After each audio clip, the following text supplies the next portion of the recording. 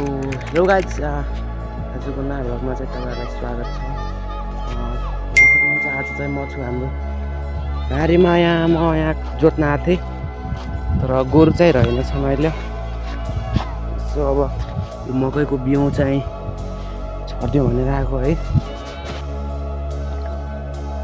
यसलाई चाहिँ गाउँले भाषामा हसिया भन्छ।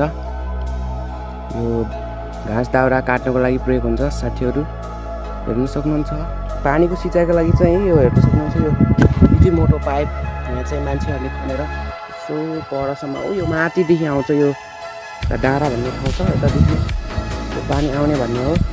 अहिले चाहिँ सञ्चालनमा छैन किनकि यो काम अझै पुरा भएको छैन, यो बनाउने हो।